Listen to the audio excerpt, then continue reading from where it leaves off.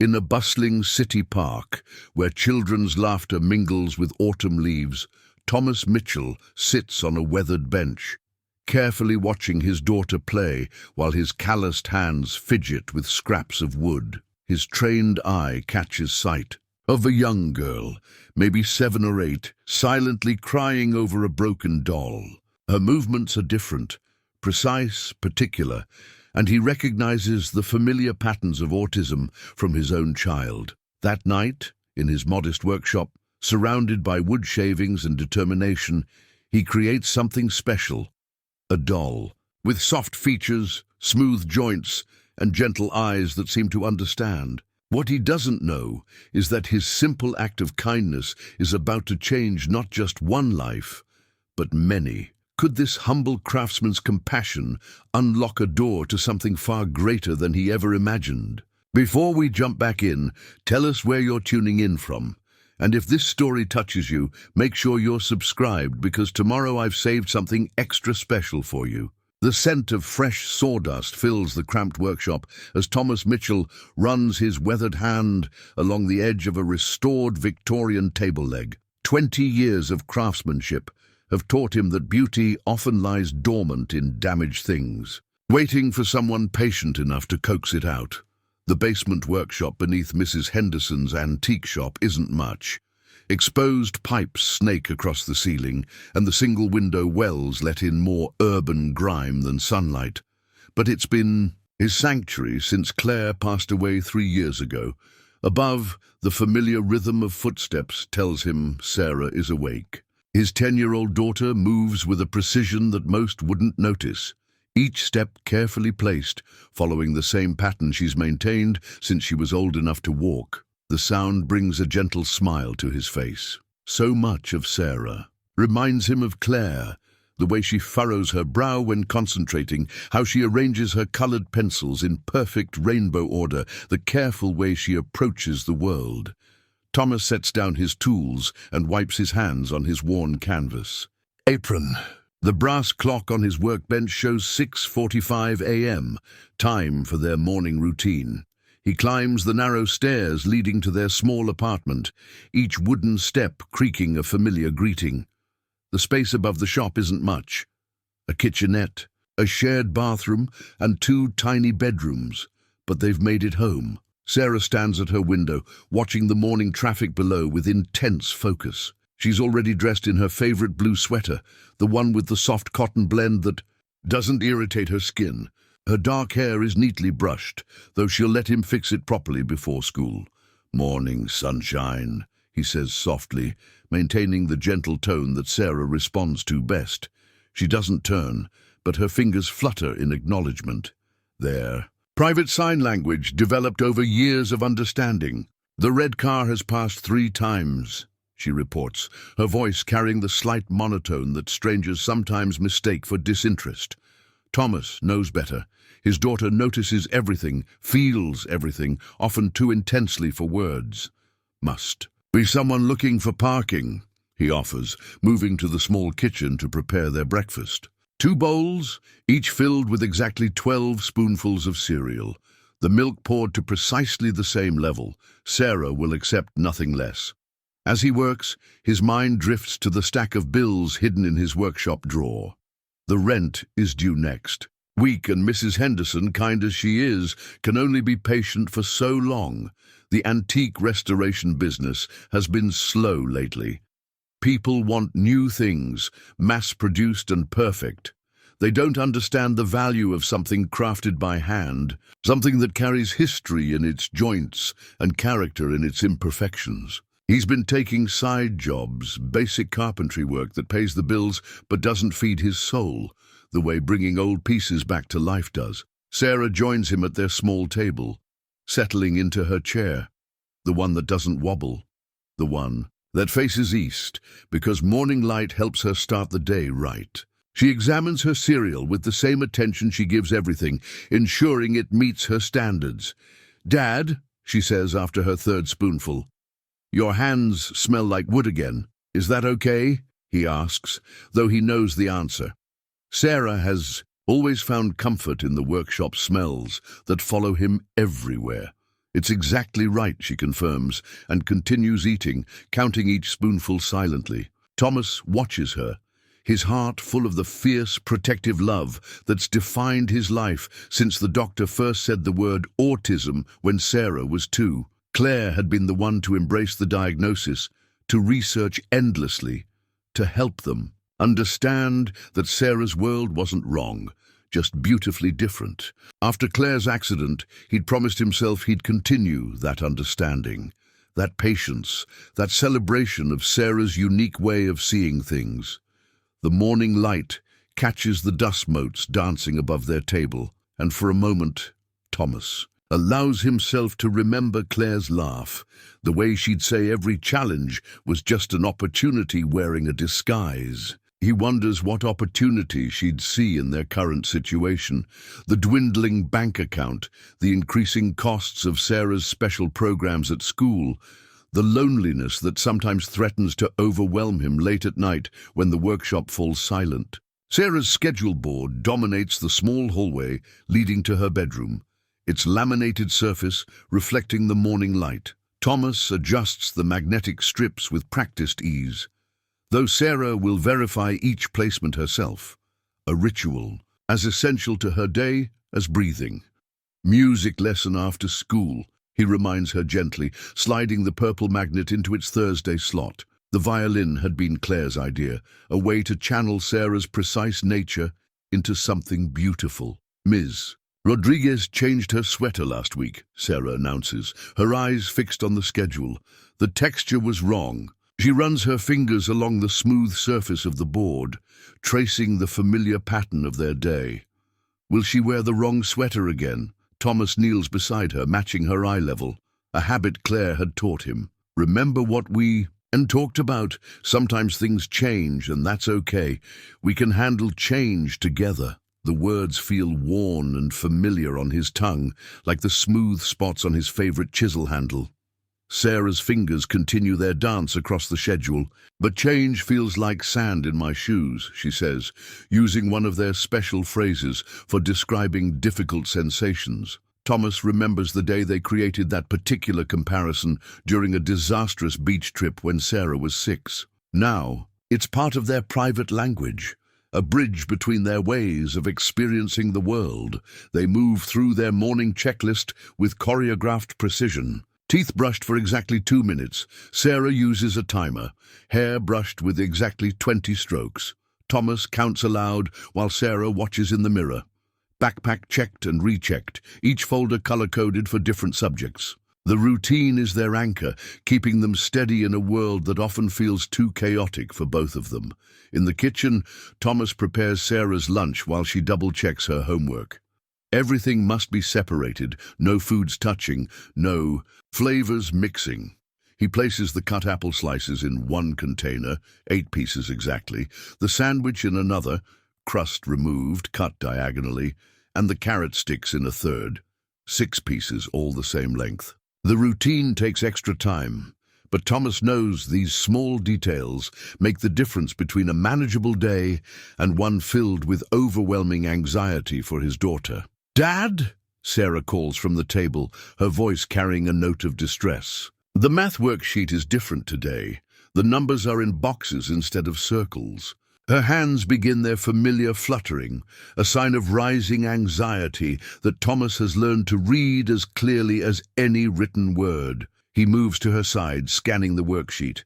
Indeed, the teacher has changed the format, probably thinking nothing of such a small detail. But in Sarah's world, these details are mountains. "Let's break it down," he says calmly.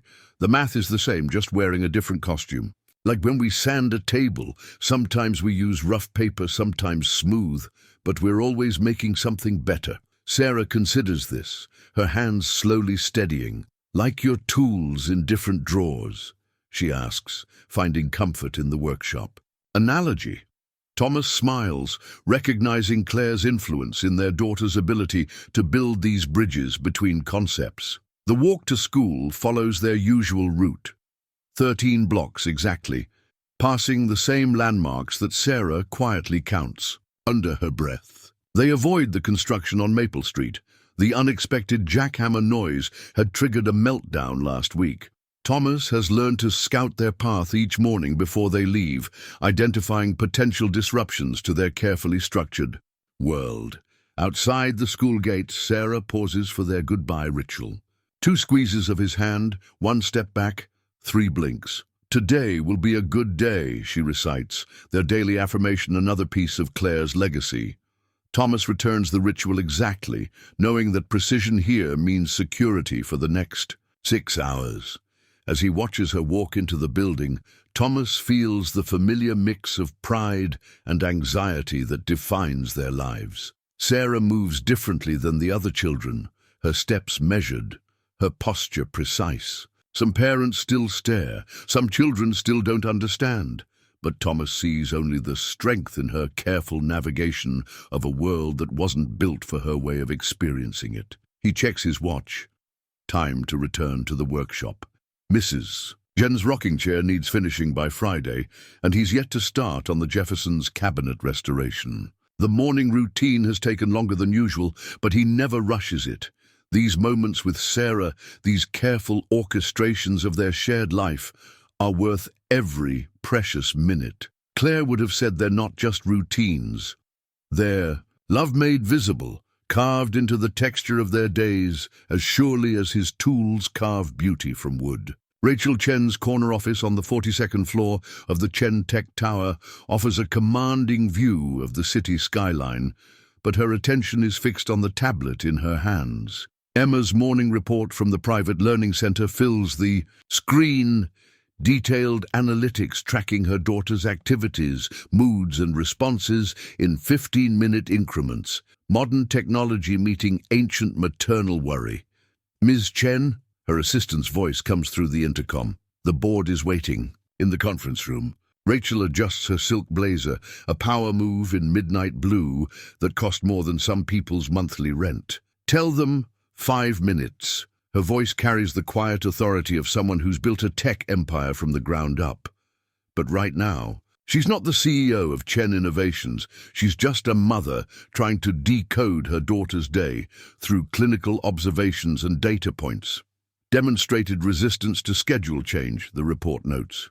Refused alternative art materials. Rachel's throat tightens. Even with all her resources, the best specialists, cutting-edge therapeutic programs, a staff dedicated to Emma's needs, some days still feel like navigating through fog. Money, she's learned, can't simply smooth away the challenges of autism.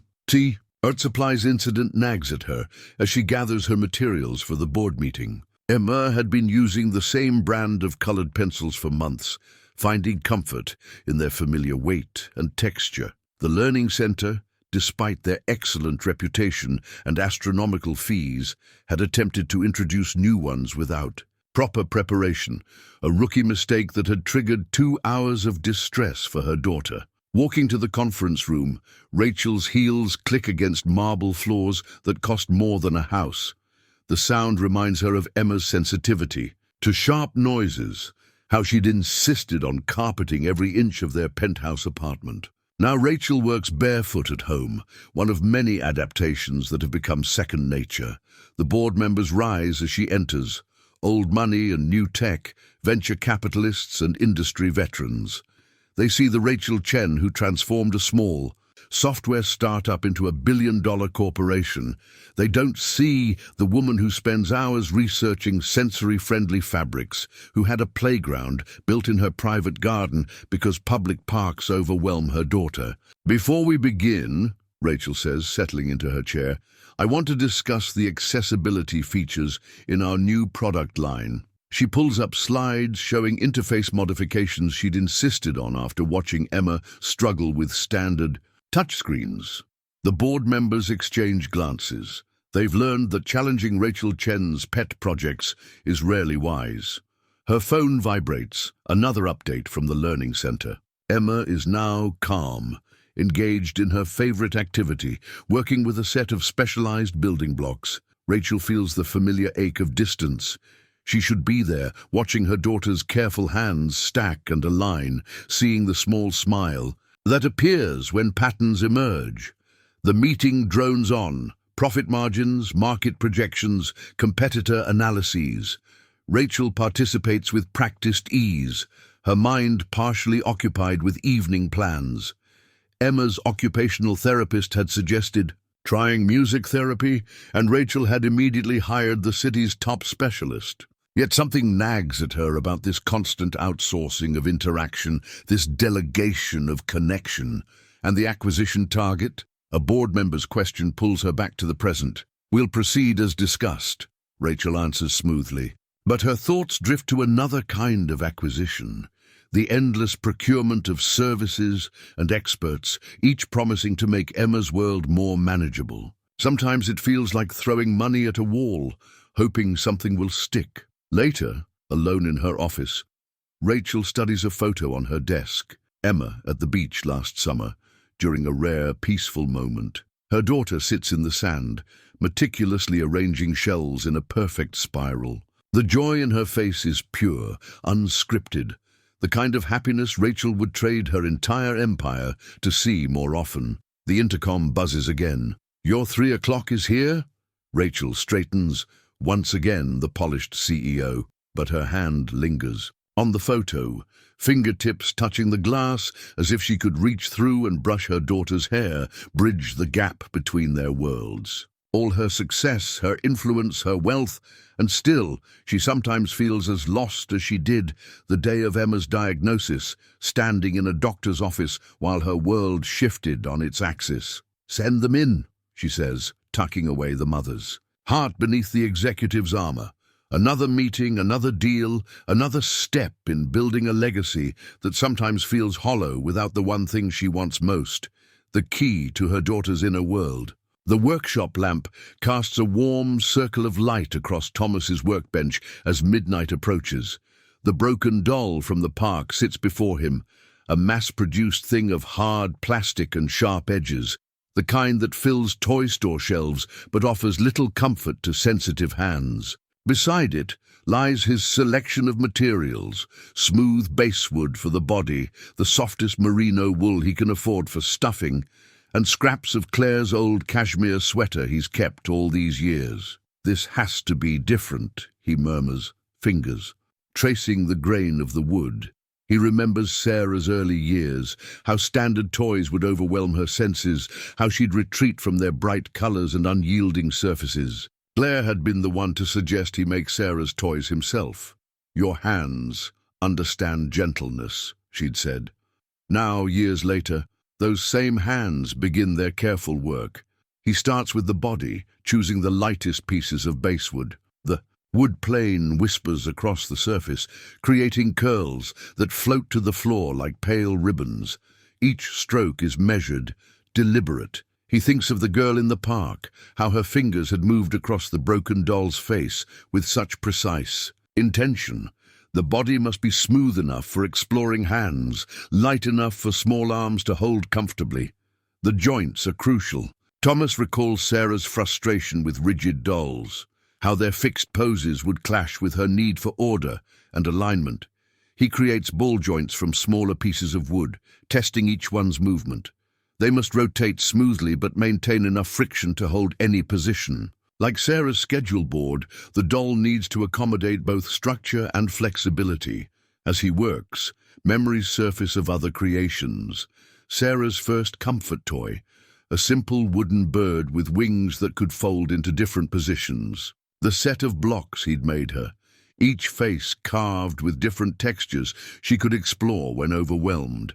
The puzzle box that had helped her learn to dress herself, each piece designed to practice a different kind of fastener. The face gives him pause. Standard dolls, with their painted-on expressions, often disturb children with autism.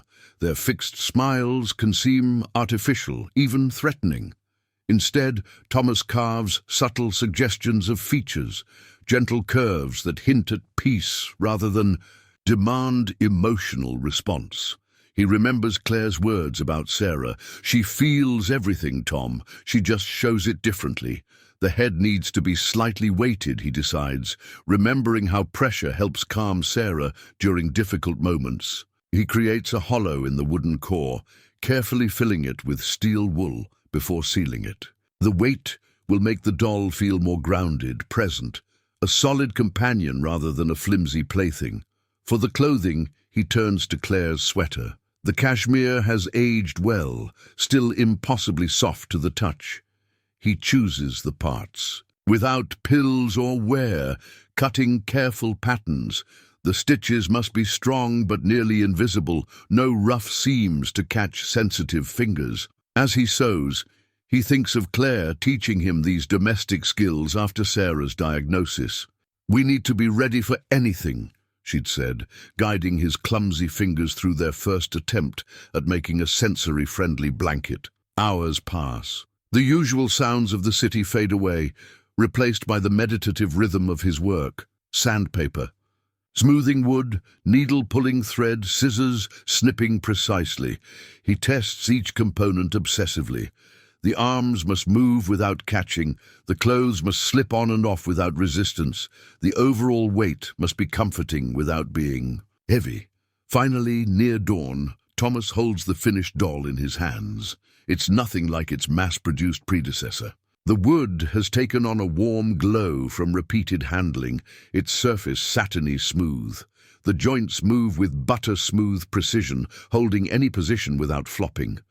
The cashmere clothes hug the form without binding, their seams nearly imperceptible. The face, with its gentle suggestions of features, seems to change expression depending on the angle, sometimes peaceful, sometimes gently questioning. Claire would have appreciated that, he thinks. She always said autism taught her that there's more than one way to see the world. Thomas places the doll carefully in a small box lined with soft flannel. His hands ache from the careful work, and his eyes burn with fatigue, but satisfaction fills his chest. He's created something that bridges understanding, a toy that says, "I see you," to a child whose way of experiencing the world others often miss. As he cleans his workbench, the first grey light of dawn seeping through the window wells, Thomas thinks of Sarah sleeping upstairs. Everything he knows about crafting for autism, he learned through loving her. Tomorrow, he'll return to the park with this doll, hoping it might offer another child the same comfort his creations have given. His daughter over the years. The afternoon sun warms the same park bench where Thomas sat yesterday, the flannel-lined box resting carefully on his lap. He arrived early, anxiety and hope mixing in his chest like opposing grains in wood. Sarah is at her music lesson. Mrs. Rodriguez agreed to extend their usual time when Thomas explained he had an errand of kindness to complete. The park feels different today, quieter.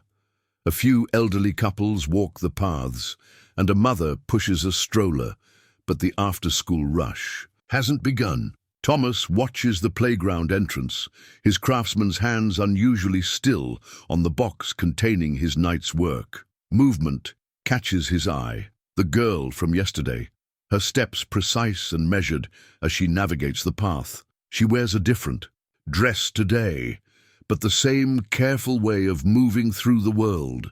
Behind her, at a thoughtful distance, walks a woman in elegant business attire, her attention divided between her phone and her daughter. Thomas recognizes the dance of supervision. They perform, the carefully calculated distance that offers independence while maintaining safety. He's performed it countless times with Sarah, that delicate balance between protection and freedom.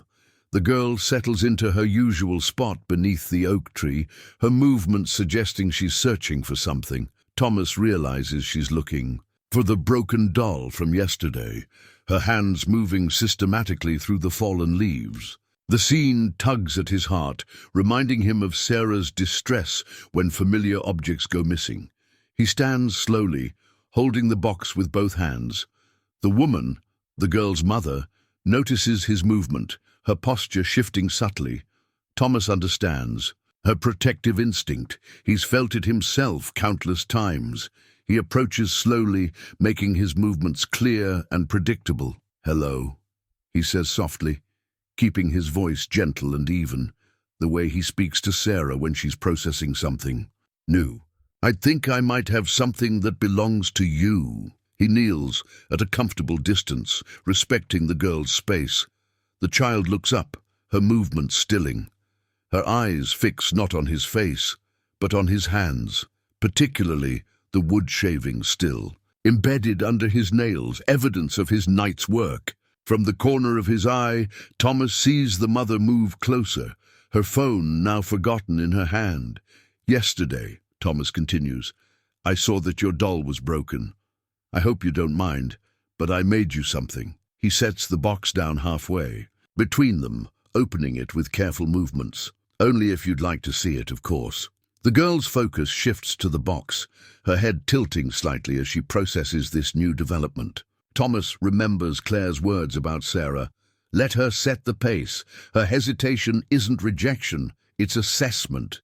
In the background, the mother has stopped moving, her expression a complex mixture of concern and curiosity.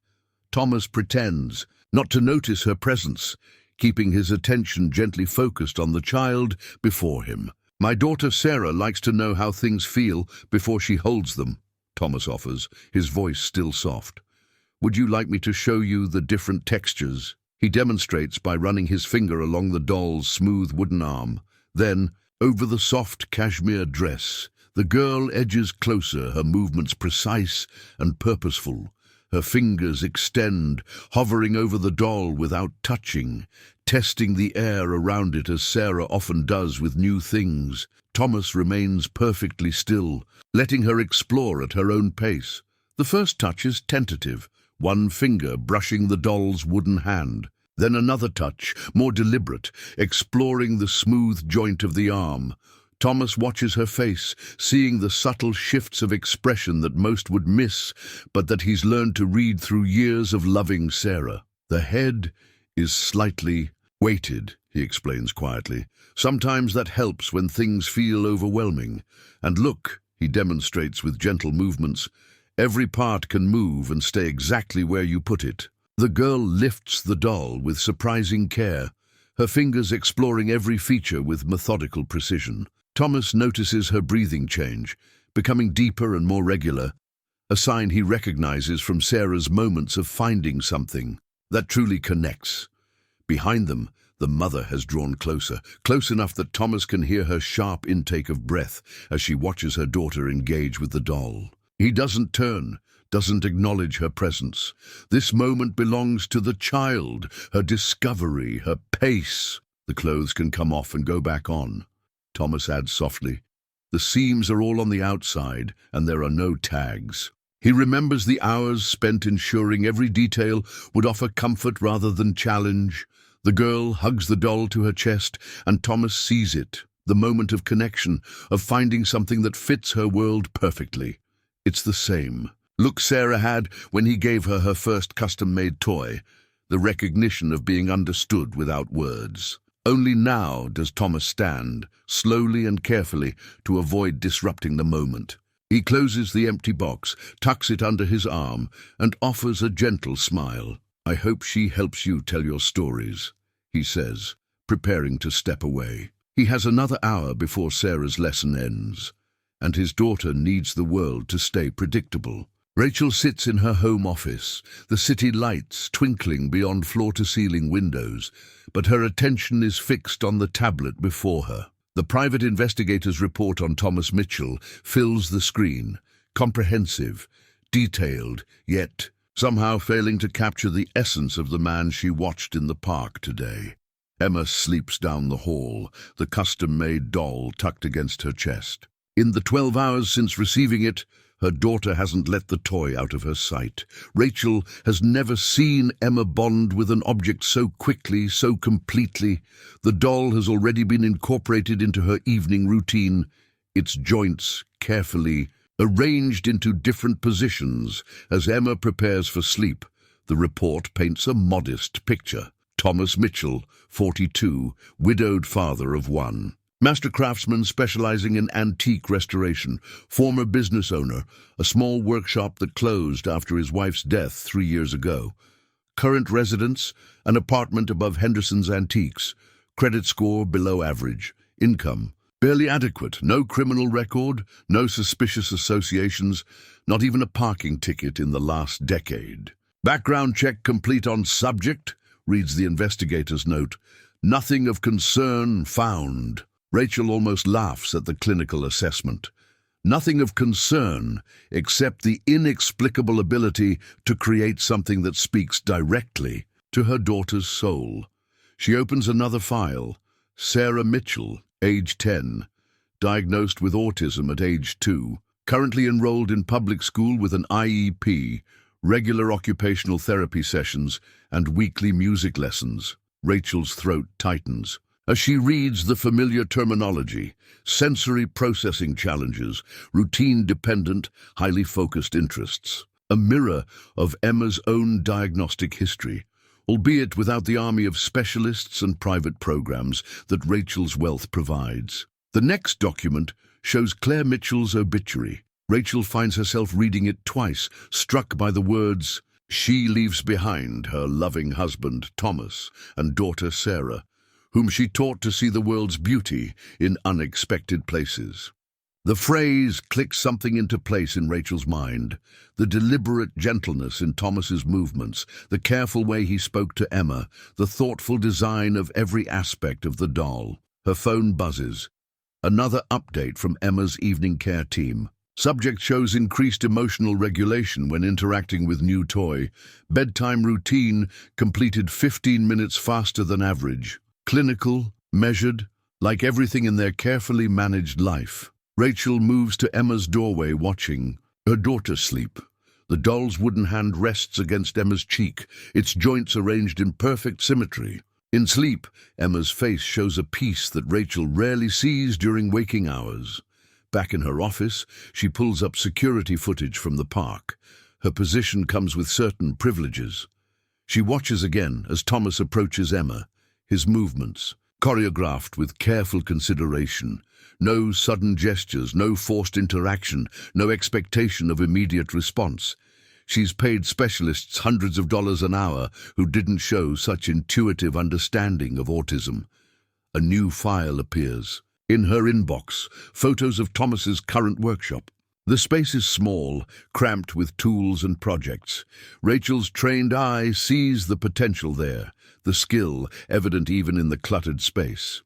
She thinks of Chen Innovations' new children's technology division, their struggle to design interfaces that work for neurodivergent users. Their teams of experts and focus groups haven't achieved what Thomas created in one night with wood and wool. She opens her company's financial records, specifically the budget for their accessibility initiative.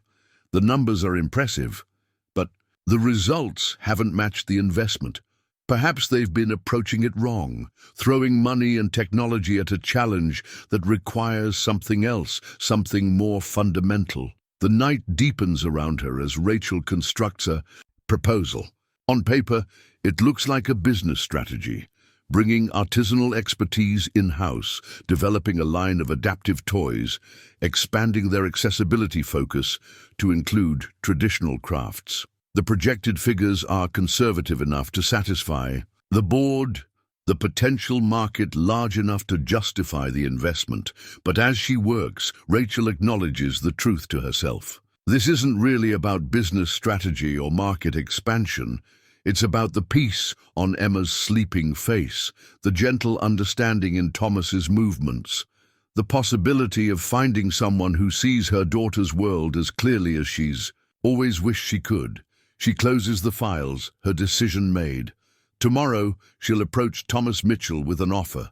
The question is, how do you quantify in business terms something as priceless as understanding? Morning light filters through the dusty window wells of Thomas's workshop, catching the motes that dance above his current project, a Victorian writing desk with a stubborn drawer mechanism. The familiar sounds of Mrs. Henderson opening the antique shop upstairs drift through the floorboards when the bell above the door chimes unexpectedly early. Mr. Mitchell. The voice is confident but gentle, careful not to startle.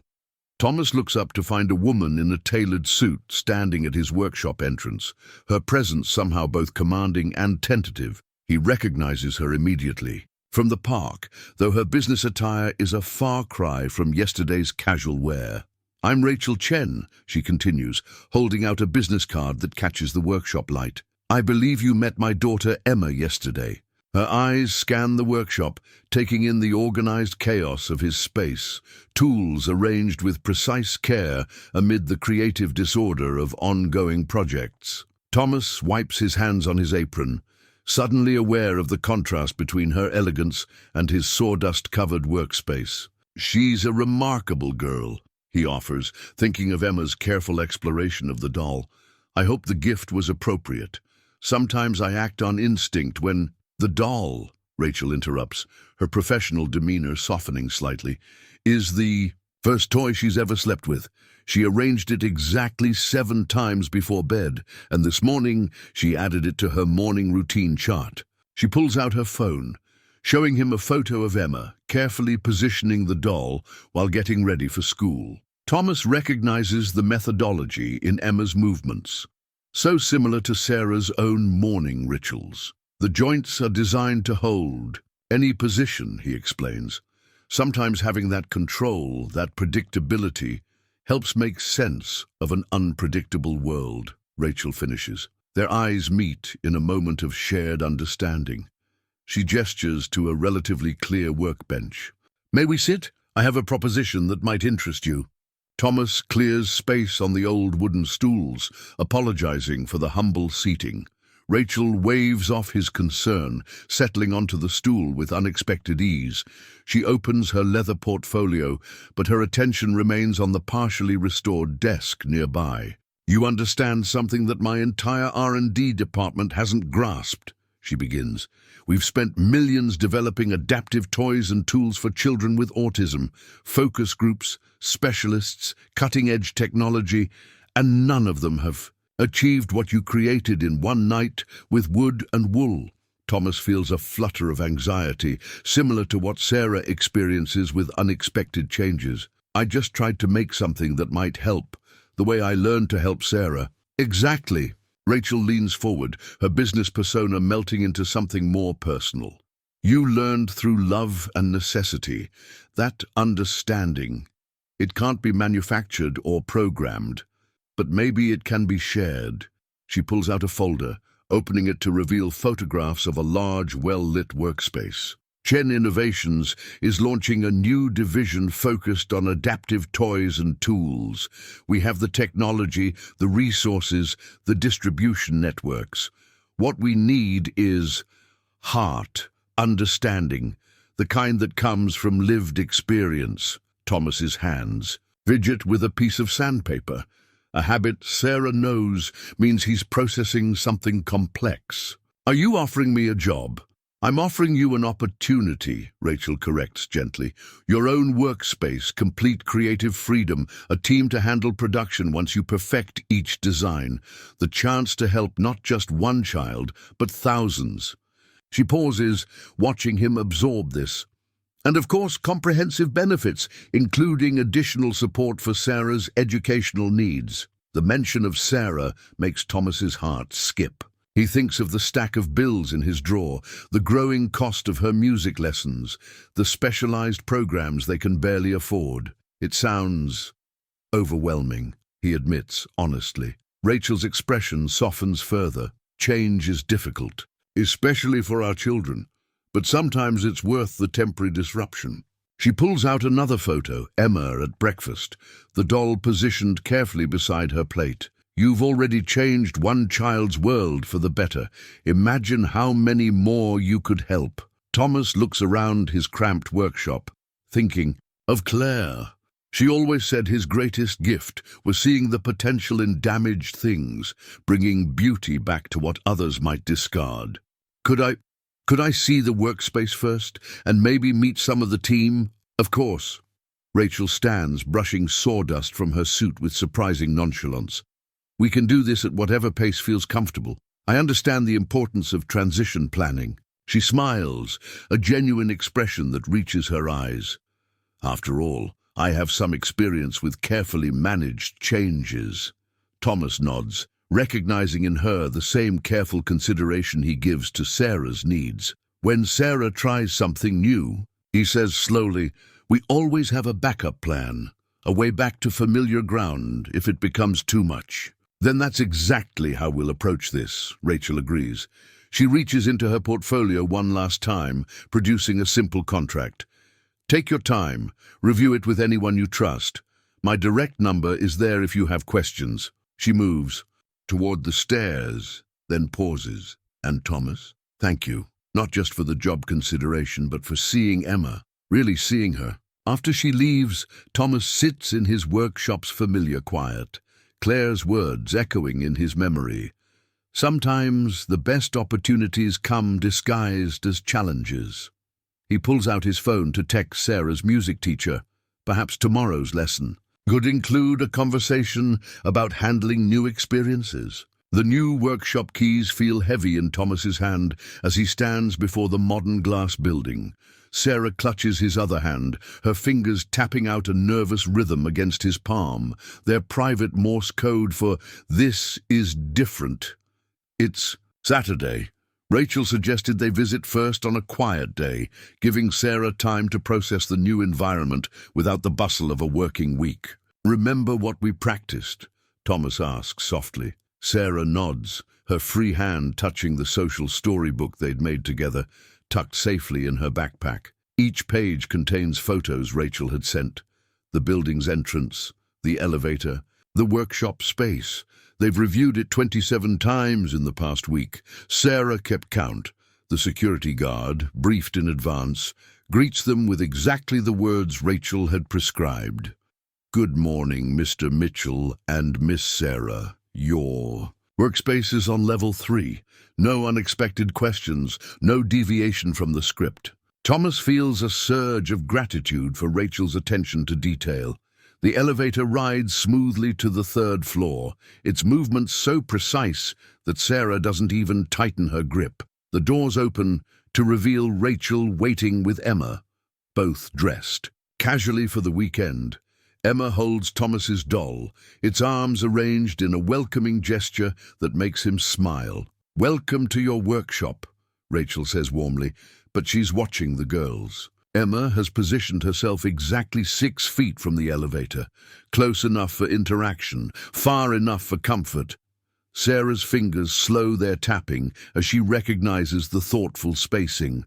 The workshop itself takes Thomas's breath away. Natural light floods the space through north-facing windows, perfect for detailed work.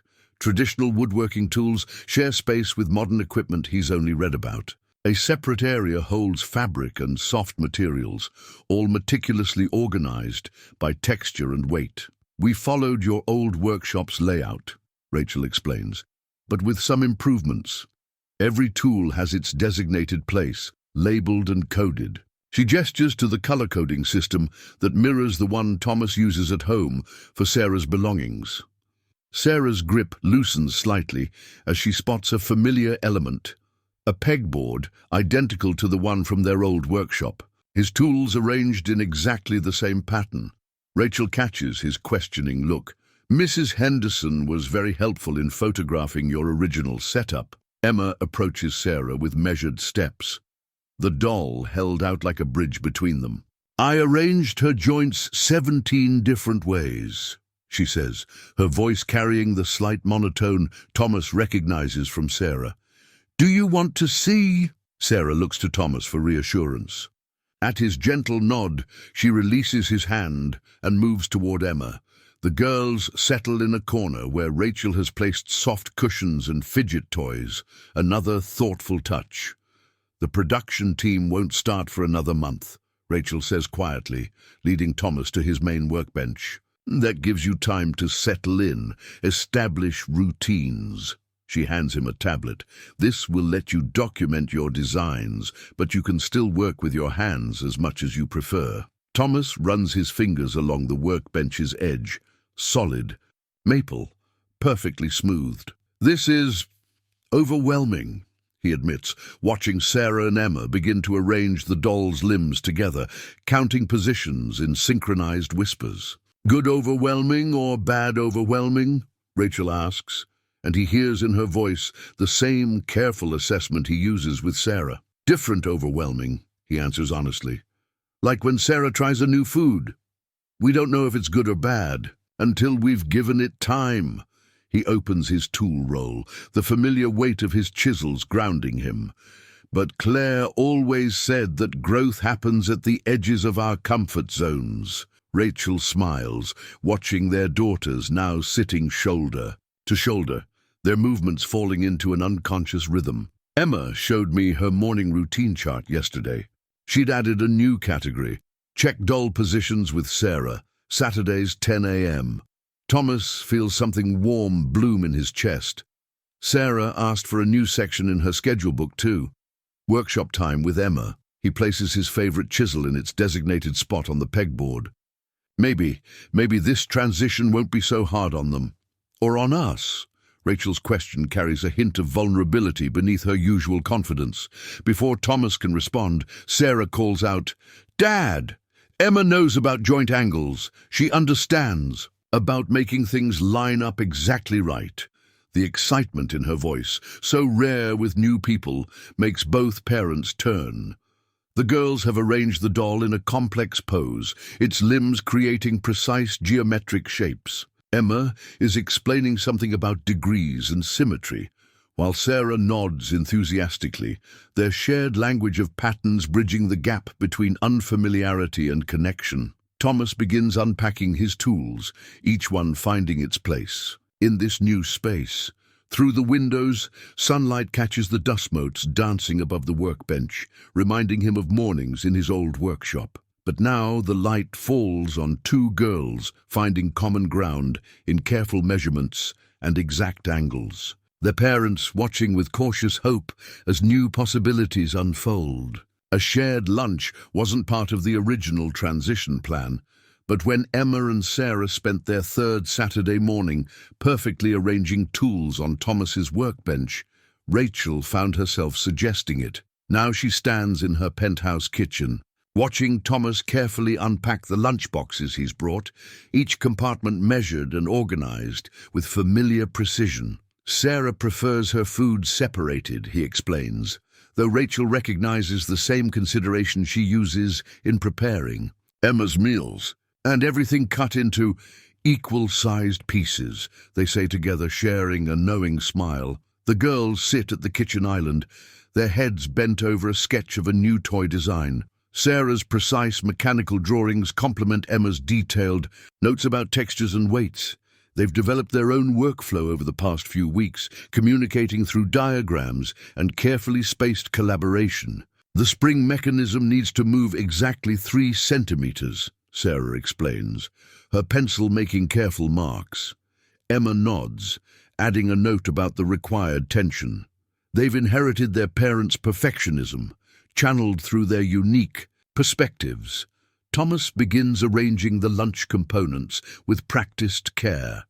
Rachel watches his hands, artist's hands, she's come to think of them, as they position each element with thoughtful precision. She's learned to read his movements. Like a language, just as she suspects he's learned to interpret her carefully modulated tones. "I brought extra dragon fruit," Thomas mentions casually. Sarah mentioned Emma liked the pattern of the seeds during snack time last week. The consideration behind this simple gesture makes Rachel's throat tight. How many business dinners has she attended where her daughter's needs were seen as inconvenient rather than worth this kind of attention? Emma looks up at the mention of dragon fruit, her fingers performing their subtle, happy dance, a movement Rachel notices Sarah mirroring unconsciously. The girls have begun adopting each other's stims, a sign of comfort and connection that no therapy session has ever achieved. "I thought we could eat in the garden," Rachel suggests, gesturing toward the rooftop space she'd had redesigned for Emma. "The new sensory plants arrived yesterday." Sarah's eyes light up at this. "The ones with different leaf textures. Emma told me about the plans. Did they include the lamb's ear plant? That's my favorite for soft touches." Rachel nods, leading them to the elevator. She'd specifically requested lamb's ear after hearing Sarah describe it during one of their workshop sessions. The elevator ride is smooth and quick, She'd had the mechanics adjusted to Emma's preferences years ago, and she's noticed how Sarah relaxes into the predictable motion. The rooftop garden greets them with carefully orchestrated beauty. Raised beds contain plants arranged by texture, color, and scent. A pergola provides dappled shade, and wind chimes offer gentle acoustic feedback about air movements, something both girls find grounding. They settle at a table beneath the pergola, the girls automatically arranging their plates with matching precision. Thomas helps them position everything just so, his movements fluid from years of practice. Rachel finds herself studying his patient guidance, so different from the brisk efficiency of Emma's usual caregivers. "Dad," Sarah says suddenly, "Emma's planned 7 different texture combinations for the new comfort toy. That's a prime number." Her voice carries the excitement of sharing a special interest with someone who understands its importance. "And Sarah calculated the exact measurements for each component," Emma adds, her usual reserved tone warming with enthusiasm. "The proportions follow the Fibonacci sequence." Rachel watches Thomas's face soften as he listens to their exchange. She recognizes the expression, the same one she feels transforming her own features when Emma engages so naturally with Sarah. Their children, often isolated by their unique ways of seeing the world, have found in each other a shared language of patterns and precision. The lunch proceeds with comfortable rhythm, each person's needs intuitively accommodated. When Emma needs to touch each vegetable exactly 3 times before eating, Sarah waits patiently, understanding the ritual. When Sarah requires her apple slices arranged in a perfect spiral, Emma helps position them with mathematical accuracy. Thomas catches Rachel's eye across the table, and she sees in his smile the same wonder she feels. Their separate worlds of careful accommodation emerging, creating something new, a space where their children's characteristics aren't challenges to be managed, but natural variations to be understood. A gentle breeze stirs the wind chimes, their tone perfect and predictable. Emma and Sarah pause in their eating to count the sounds together, their voices harmonizing in the simple act of finding order in the world. Rachel feels Thomas's presence beside her like a counterweight, balancing her high-tech solutions with his handcrafted understanding. The shared lunchbox between their daughters seems to symbolize something larger, the beginning of a bridge between their different lives, built with the same careful attention they've always given their children's needs. The headline in the Business Journal catches Thomas off guard during his morning coffee. Chen Innovations' new direction, tech titans' personal connection to adaptive toy line. Below, a photo shows Rachel at a recent press conference, his prototype, toys displayed on the table before her. The article speculates about the mysterious craftsman behind the designs and Rachel's hands-on involvement in the project. Sarah notices his distraction immediately. She's always been attuned to subtle shifts in his mood. "The coffee cup hasn't moved in 47 seconds, she observes from her usual breakfast spot. "That means something's wrong." Before Thomas can respond, his phone buzzes with a text from Rachel. "I'm sorry. The press got ahead of our planned announcement. Can we talk?" The workshop feels different that morning. Security has been enhanced at the building entrance, and Thomas notices a photographer lingering across the street. He guides Sarah through their alternate entrance route, another of Rachel's careful contingency plans, but his daughter still picks up on the change in atmosphere. "The air feels scratchy today," Sarah says as they reach the workshop, her way of describing tension. Emma is already there, arranging prototype toys with mathematical precision, while Rachel speaks quietly but intensely into her phone. "No, we're not ready for a full press release," Rachel is saying, her CEO voice firmly in place. "The project is still in development, and we need to—" She catches sight of Thomas and Sarah, her expression softening even as she maintains her professional tone. "We'll discuss this at the board meeting. That's final." Emma looks up from her arranging, immediately noticing Sarah's discomfort. "Want to help me categorize the new prototypes?" she offers. I've developed 7 different classification systems. The girls gravitate toward each other, finding comfort in their shared love of organization. Rachel ends her call and approaches Thomas, her movements carrying the careful precision he's come to associate with her handling of delicate situations. The board is pushing for more publicity, she explains quietly. They see the potential market value, but they're missing the point of what we're trying to create here. Thomas runs his hand along a newly completed prototype, a set of blocks designed to help children with motor planning challenges. I'm not comfortable being in the spotlight, he admits. And Sarah, changes like this are hard for her. I know, Rachel sighs, watching their daughters work together. Emma's morning routine was disrupted by a photographer today. It took us 45 minutes to reset.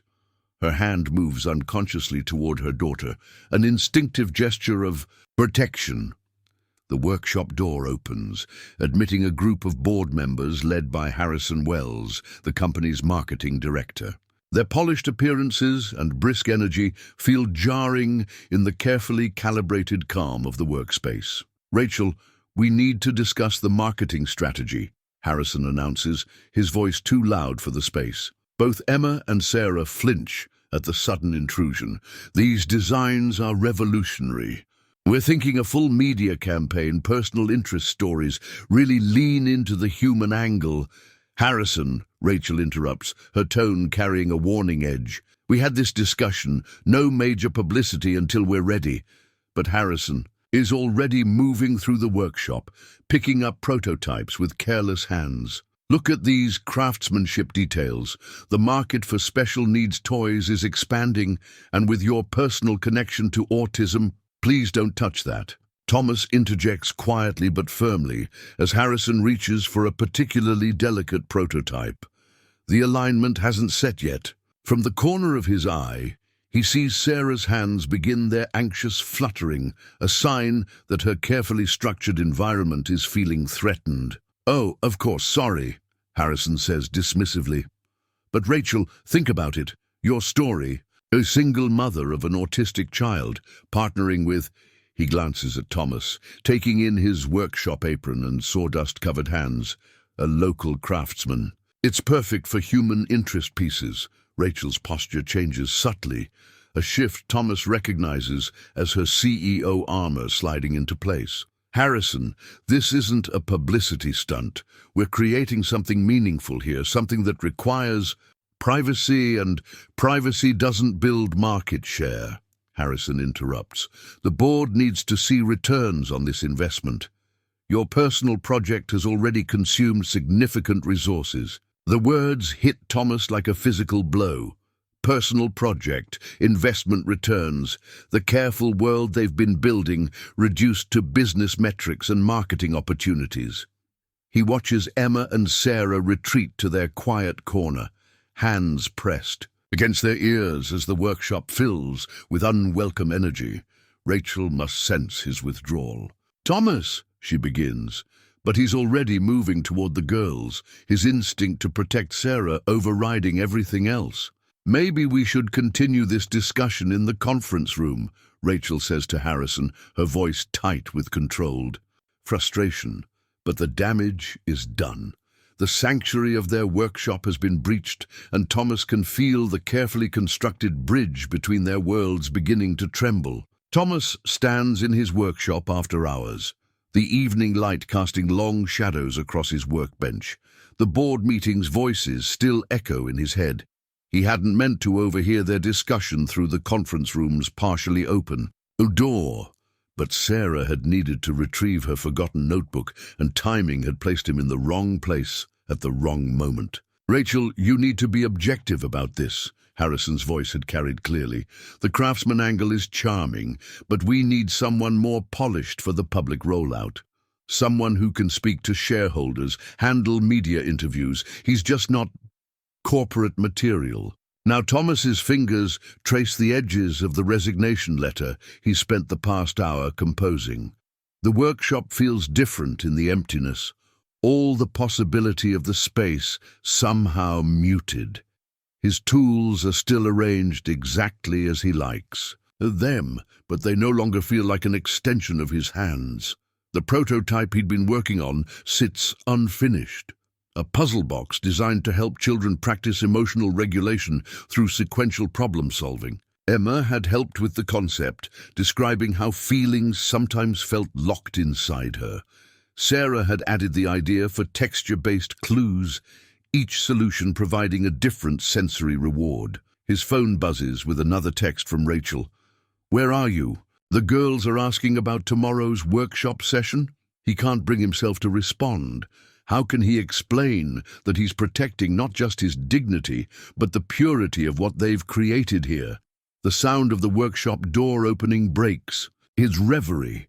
Rachel stands there, silhouetted against the hallway lights, her CEO armor stripped away by concern. "Thomas, security said you were still here, and when you didn't answer my messages..." "I heard the board meeting," he says quietly, watching her face shift with understanding, "about finding someone more corporate material for the project." Rachel moves into the workshop, her usual confidence wavering. "Harrison doesn't understand what we're doing here. He sees markets and demographics, not Emma's face when she masters a new toy, not Sarah's joy in the creating process." "That's just it," Thomas responds, his hand resting on the resignation letter. "This was never supposed to be about markets or demographics. It was about understanding our children, about creating something genuine for others like them." "It still can be," Rachel insists, moving closer. "I can handle the board, redirect the publicity." "At what cost?" Thomas interrupts gently. "I saw your face in that meeting, Rachel.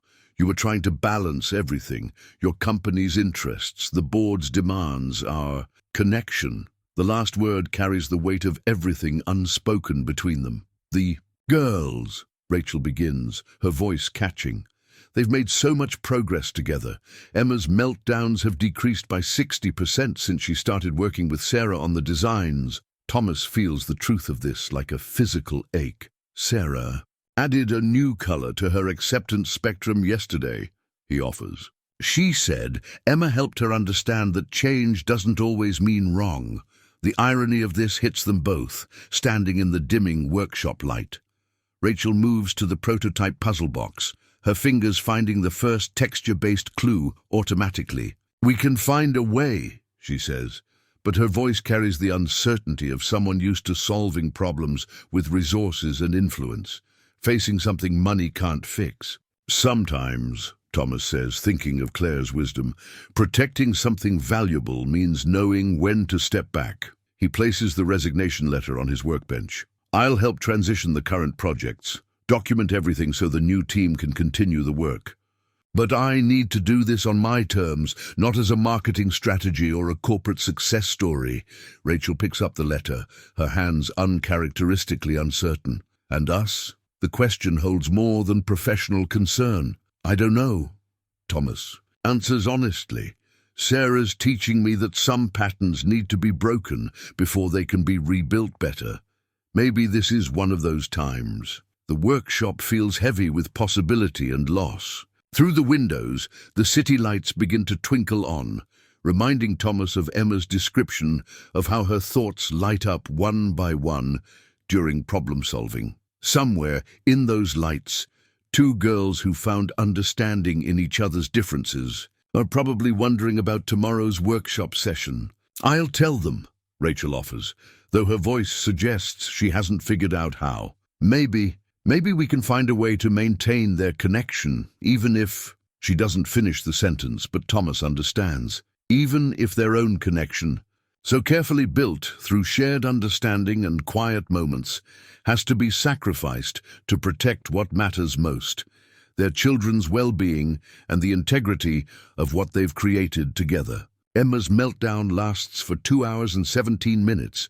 Rachel times it precisely, the way she times everything in their carefully managed life. It's the third one this week, each triggered by the absence of workshop sessions with Sarah.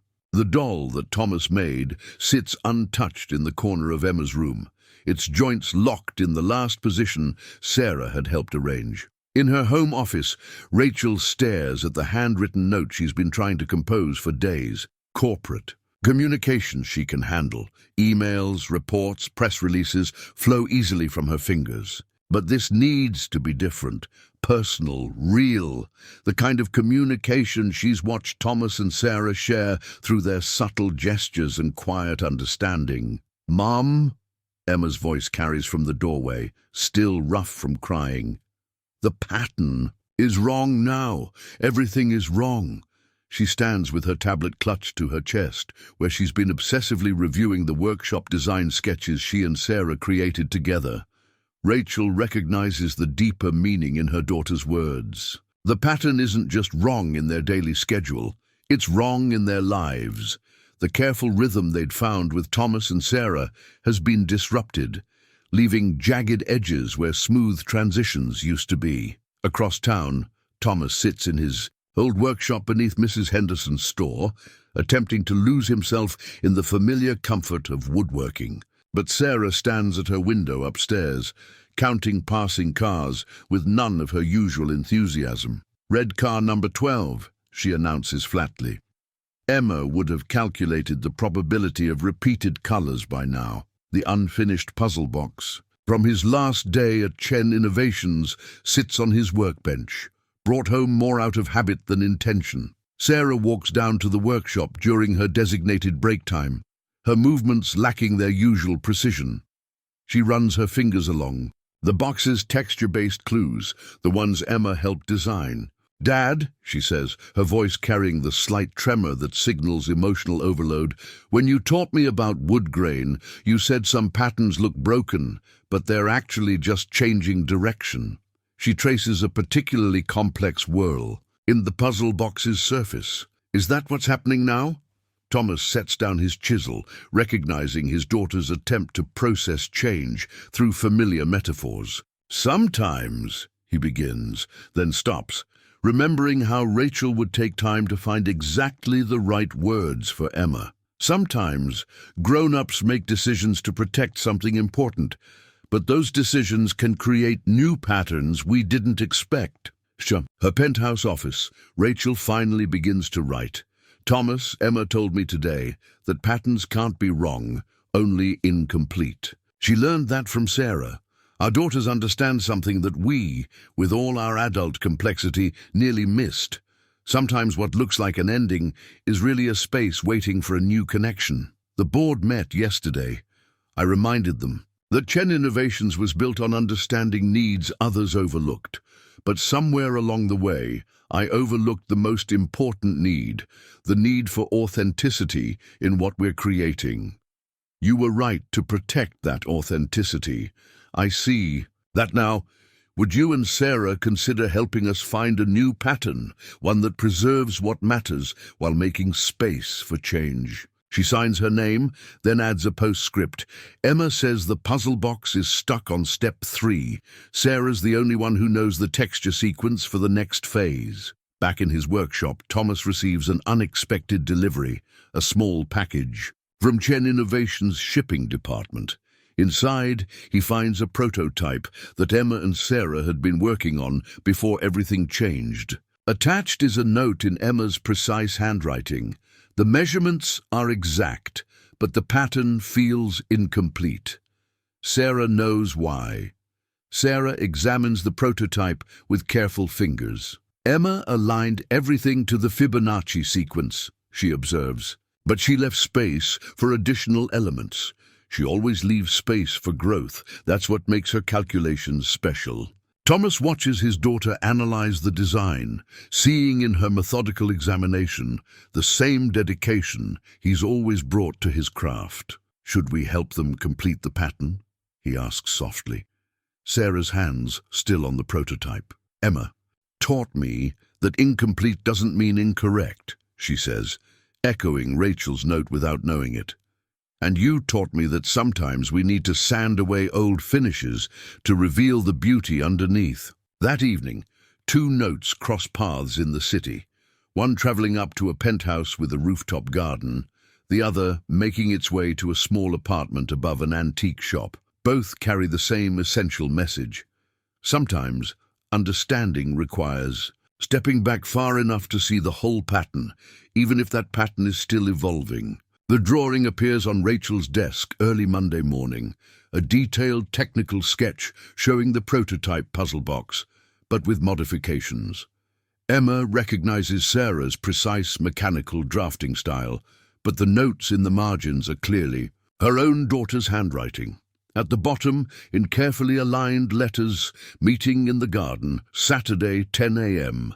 The pattern needs all four of us. Across town, Thomas finds an identical drawing tucked into Sarah's schedule board, the morning routine temporarily adjusted to accommodate what Emma has labeled Pattern Reconstruction Phase 1. His daughter studies the modification with unusual calm. Emma calculated the optimal time for minimal sensory interference, she explains. The garden wind chimes sound best at 10 a.m. The girls have orchestrated everything with meticulous attention to detail. Rachel arrives at the rooftop garden to find Emma and Sarah already there, the prototype puzzle box centered on the table beneath the pergola. They've arranged 4 chairs at mathematically precise intervals, close enough for conversation, far enough for comfort. Thomas emerges from the elevator moments later, carrying a wooden box Sarah recognizes from their old workshop. The girls exchange a look of quiet satisfaction, their plan unfolding exactly as designed. "Before you talk," Emma announces, her voice carrying the slight monotone that emerges when she's focusing intensely, "we need to demonstrate something." She looks to Sarah, who nods and begins arranging components of the puzzle box. The original design was incomplete, Sarah explains, her fingers moving with practiced precision. "Not wrong, incomplete. Emma and I have been working on it separately, but it doesn't function properly without both halves of the pattern." Rachel and Thomas watch in silence as their daughters demonstrate. Sarah shows how her mechanical sequences create a framework, while Emma reveals how her textural elements provide essential feedback. Apart, each component is impressive, but limited. Together, they create something transformative. "Mom," Emma says, turning to Rachel with unusual directness, "you always say that successful systems require all components working in harmony." Her fingers trace the puzzle box's surface. "This is our system. All 4 of us." Sarah picks up the thread with characteristic precision. "Dad, remember when you taught me about joint strength in woodworking? How some connections look delicate but are actually stronger because they allow for natural movement." Thomas feels Rachel's gaze on him, understanding blooming between them. Their children, so often challenged by emotional expression, have crafted a perfect metaphor for what their families have built together. "The board doesn't understand," Emma continues, her voice carrying an echo of Rachel's business presentations.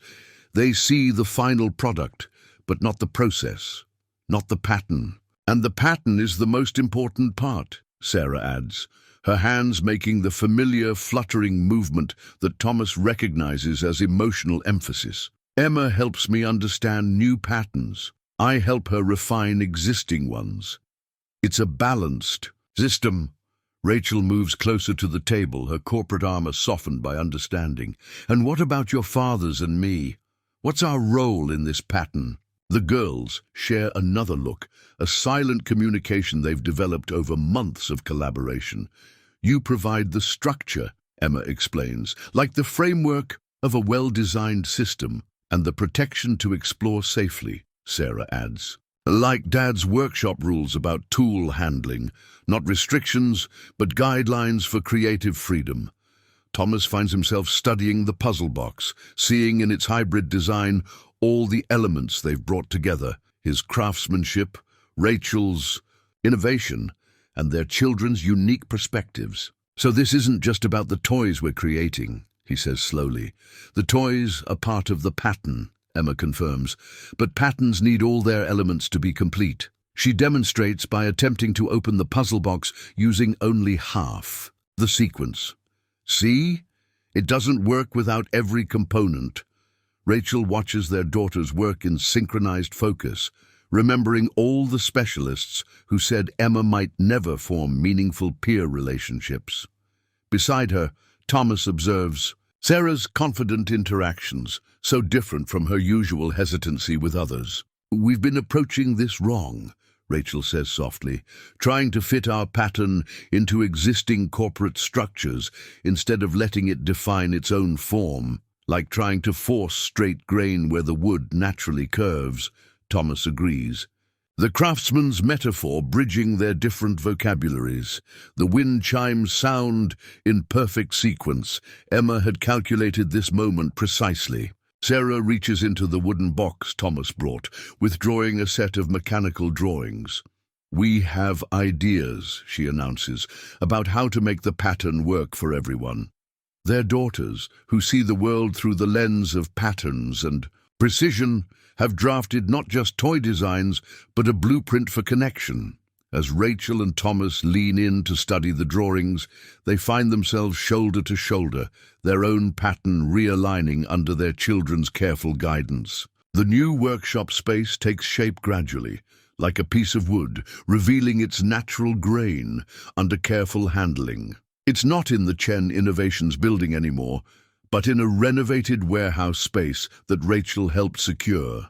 Close enough to the company for convenience, far enough to maintain independence. Thomas's craftsmanship now fills the main floor, while a state-of-the-art prototype lab occupies the upper level. "It's a hybrid system," Emma explains to visitors, her confidence growing with each presentation. Like the puzzle box, traditional crafting methods enhanced by modern technology. She stands straighter these days, finding her voice in explaining the unique approach they've developed. Sarah manages the workshop schedule with precise care, her organizational skills flourishing with real responsibility. Tuesday afternoons are for sensory testing, she tells the small team of artisans Thomas has begun training. "Emma and I developed a 17-point evaluation system based on combined experiences." Rachel watches from the mezzanine as Thomas guides a new craftsperson through the basics of working with sensitivity in mind. His expertise is no longer just about the woodworking.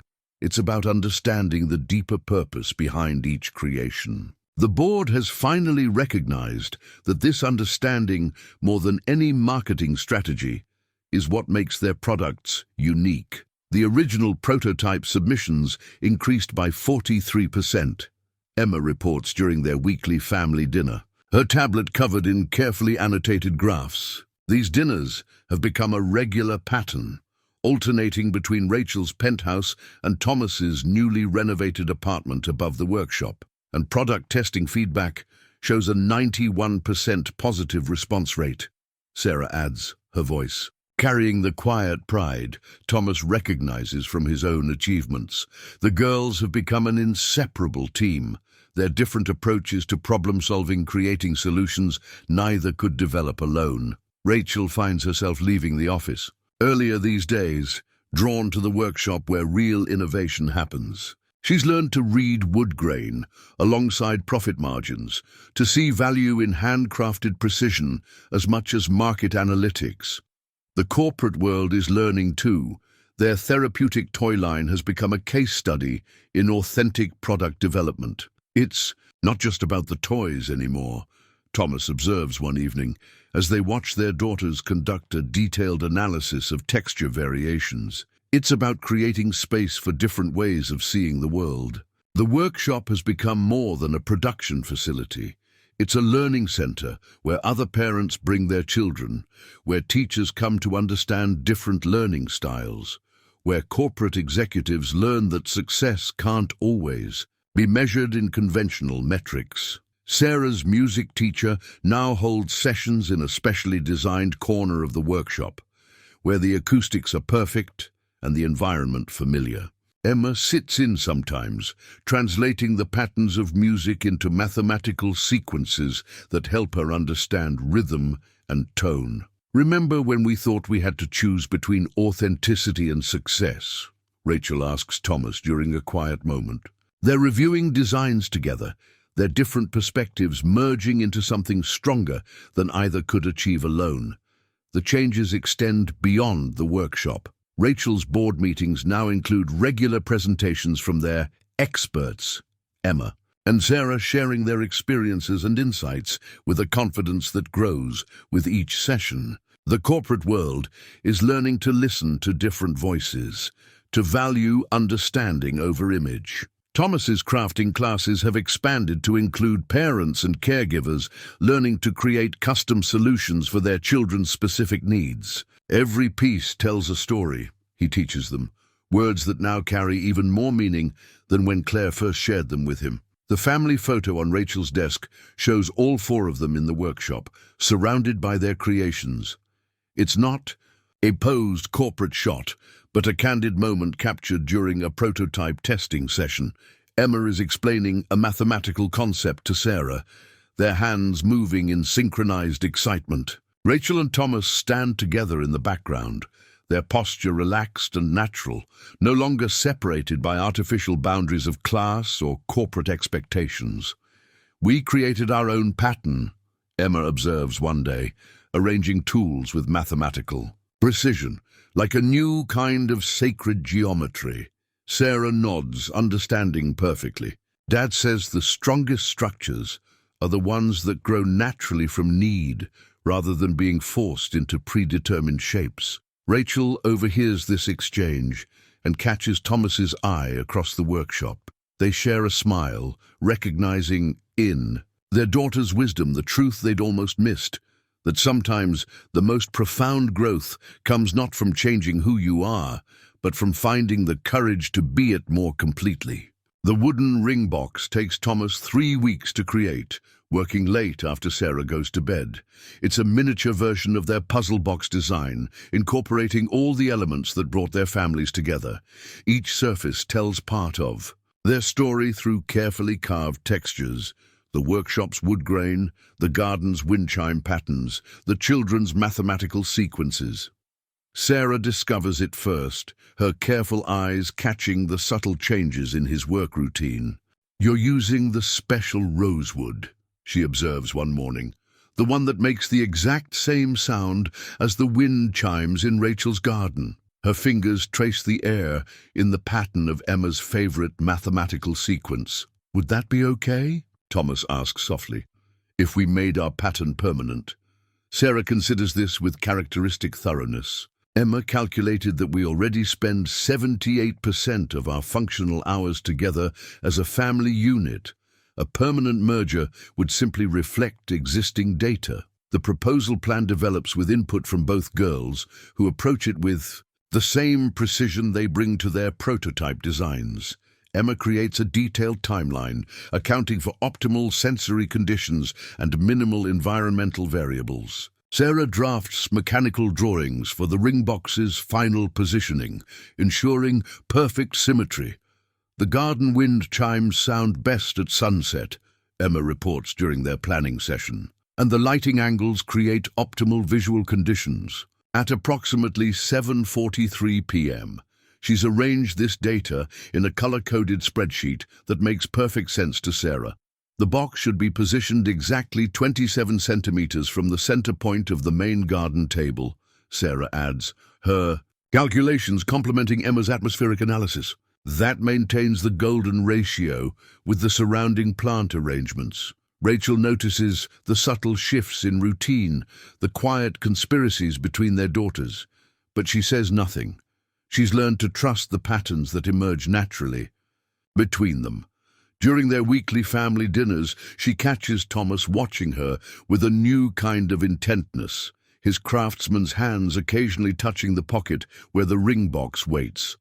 The evening arrives with mathematical precision. Emma and Sarah have prepared the garden according to their carefully drafted plans.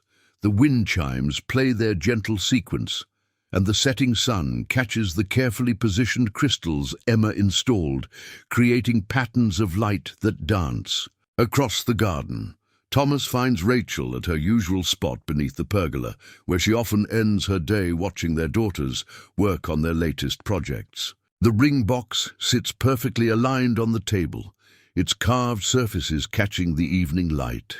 "The girls helped design it," he says softly, watching Rachel's fingers trace the familiar patterns. "They said our family is like one of our prototypes, each piece essential, all parts working in harmony, Rachel recognizes the textures beneath her fingertips, the same ones that helped Emma learn to process overwhelming emotions, the patterns that gave Sarah confidence to explore new experiences. "It's beautiful," she whispers, understanding the hours of craftsmanship and love embedded in every detail. "Like all our best designs," Thomas continues, his voice carrying the same gentle tone he uses when explaining complex patterns to Sarah. "It needs the right sequence to open properly." He guides her hands to the first texture panel, the one that matches the workshop's wooden beams. Together, they work through the sequence, each movement revealing a new layer of their shared story. The final mechanism clicks softly, and the box opens to reveal not just a ring, but a small, handcrafted family of wooden figures, each one capturing the essence of their unique quartet. Emma calculated a 97% probability of success. Sarah announces from where she and Emma watch by the garden entrance. "Based on existing behavioral patterns and observed emotional indicators.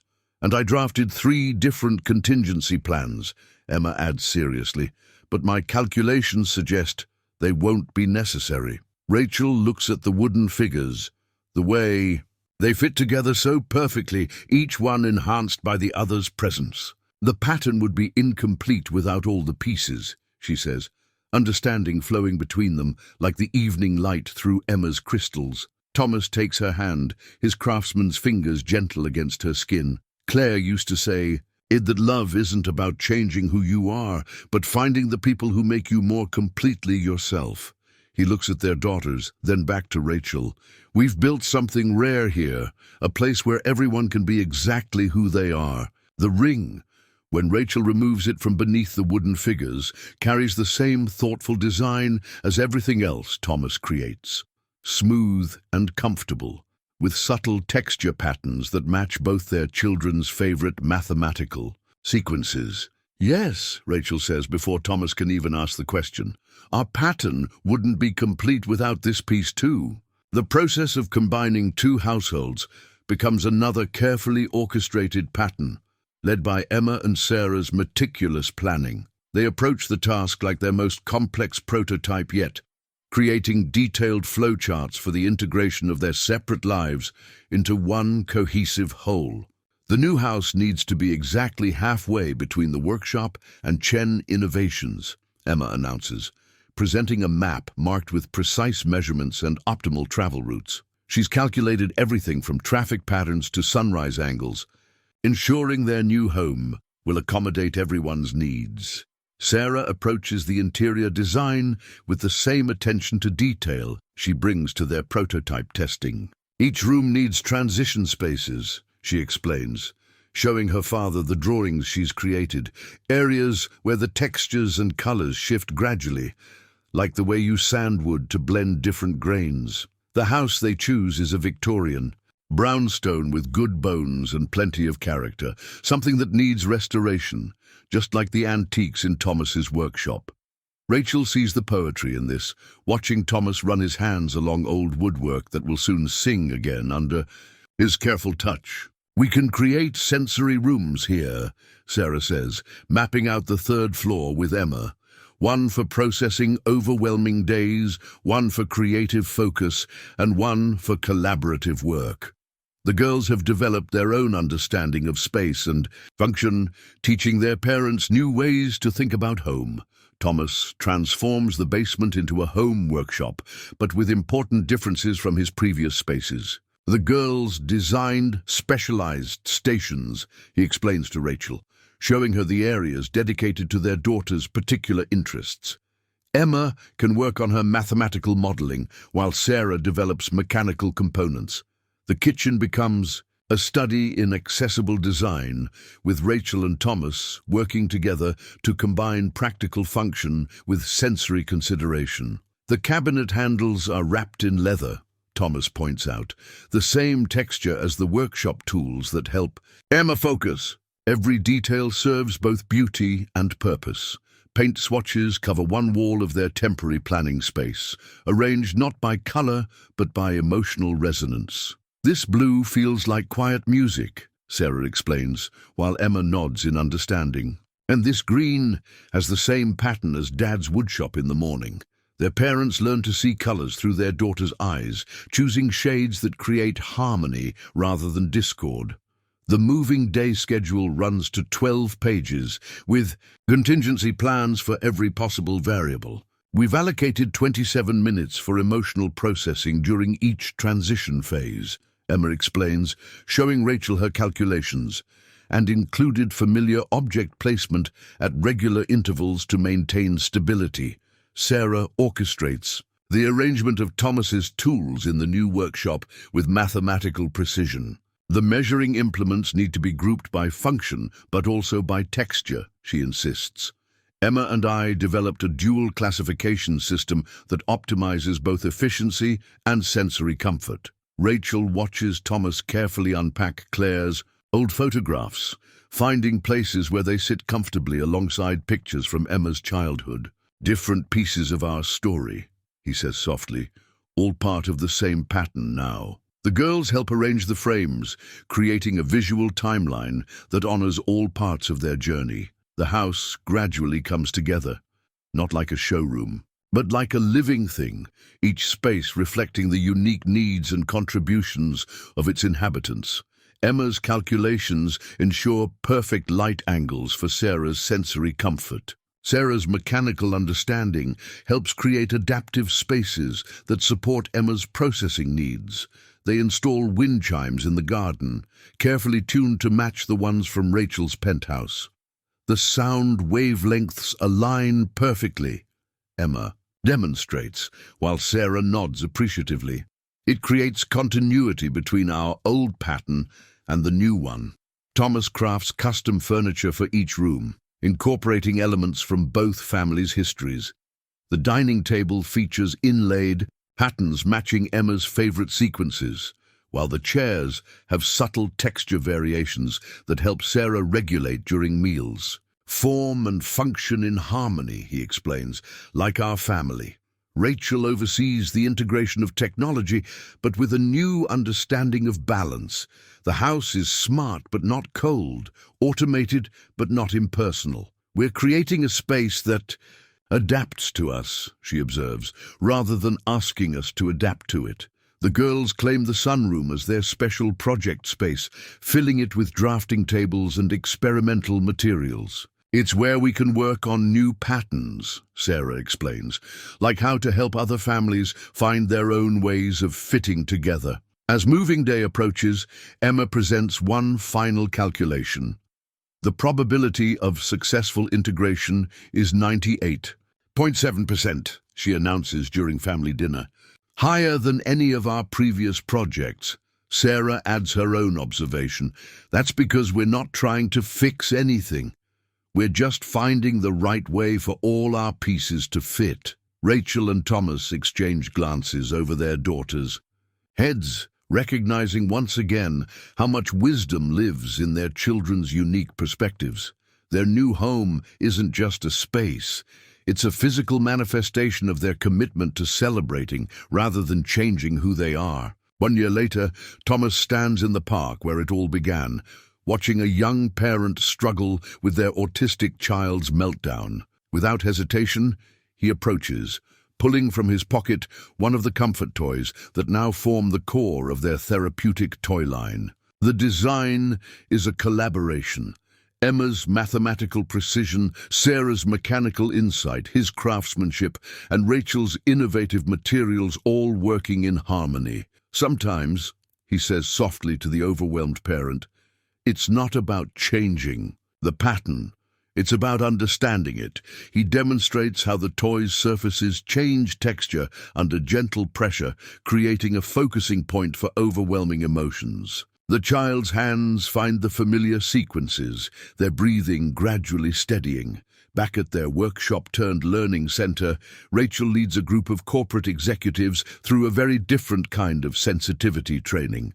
Emma and Sarah, now confident 14-year-olds, demonstrate their latest prototype, a teaching tool designed to help businesses understand neurodivergent perspectives.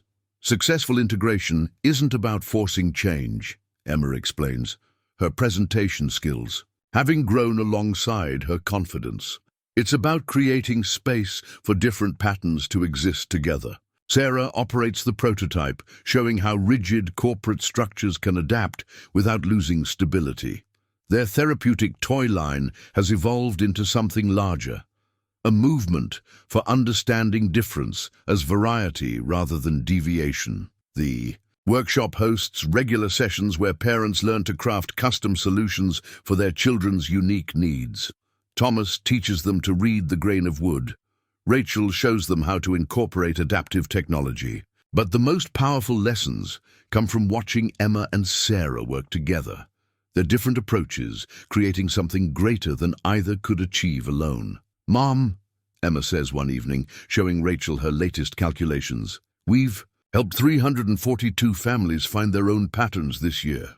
Her graphs show not just numbers but impact, reduced meltdowns, increased communication, stronger connections. Sarah adds from her workbench, where she's fine-tuning a new mechanism, and each family adds to our understanding. It's like Dad's wood collection, every piece unique but all of them valuable. She's learned to express emotion through metaphor, finding her own way to share deeper truths. The family photo wall in their home has grown, now including pictures of other families who found their way through the workshop's doors. Each image tells a story of discovery. Parents learning to see their children's differences as strengths, children finding spaces where they can truly be themselves. Rachel no longer counts success in profit margins alone. The real measurements come in moments, a non-verbal child communicating through one of their tactile storytelling tools, a touch-averse teen finding comfort in carefully crafted textures, parents learning to understand their children's unique ways of experiencing the world. Thomas still works with wood every day, but now he's teaching others to create what their children need. "Every piece has its own character," he tells them, echoing Claire's wisdom. "Our job isn't to force it into shape, but to help it reveal its natural beauty." The girls have become leaders in their own right, their weekly workshop sessions attracting families from across the country. Emma's mathematical approach to emotional understanding and Sarah's intuitive grasp of mechanical comfort combined to create solutions that professionals had missed. "We're not fixing anything," Sarah explains. To a newcomer, her hands steady on a prototype, "We're just making space for different ways of being." Emma nods, adding, "Like a well-designed system, every component essential, every pattern valid." In the garden of their home, the wind chimes play their evening sequence, their sounds aligning with Emma's calculations and Sarah's sense of order.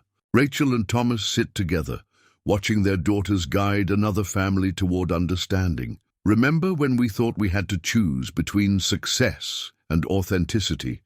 Rachel asks, her head resting on Thomas's shoulder.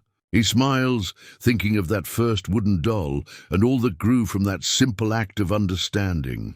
"Claire would have loved this," he says softly. "She always said every broken thing was just waiting for someone to recognize its true pattern."